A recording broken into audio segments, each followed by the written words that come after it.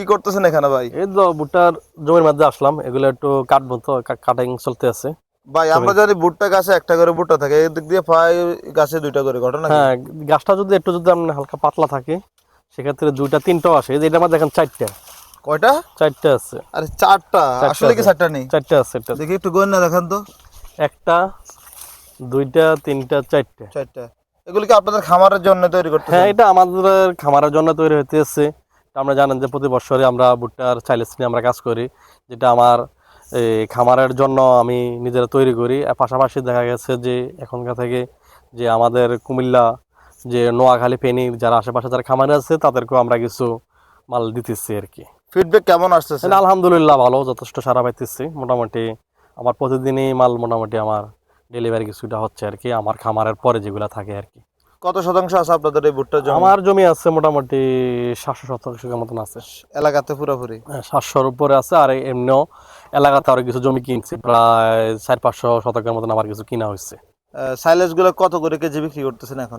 এগুলা তো আসলে অনেকে অনেক রকমের সাইলেজ বিক্রি করে, যেটা দেখা গেছে যে আপনার 7 টাকা, 8 টাকা, 9 টাকাও সাইলেজ আছে, 10 টাকাও আছে। আমাদের সাইলেজটা 11 টাকা। 11 টাকা কেন? সেক্ষেত্রে হচ্ছে অনেকে কি করে, দেখা গেছে যে এইটার যে ভুট্টাটা, জি। যে ভুট্টাটা আপনার যখন যে শপিং করে, অনেকে কি করে আপনার যে নিজের খামারের জন্য আপনার ভুট্টাটা আলাদা করে, আপনার সাদা মালটা শুধু কেবল, গাছটা শুধু কেবল আপনার মার্কেটিং করে, ভুট্টার পার্সেন্টটা কম থাকে, যার কারণে রেটটা কম। আর আমাদের এটা হচ্ছে আমি নিজে যেটা খাওয়াই সেম মালটাই আমি মার্কেটিং করি, সেল করি, যার কারণে আমাদের মালটা 11 টাকা।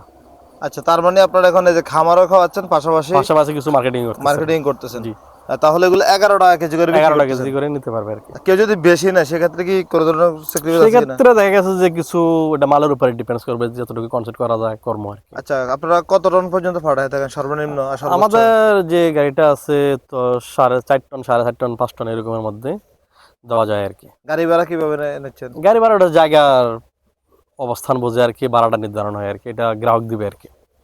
আচ্ছা।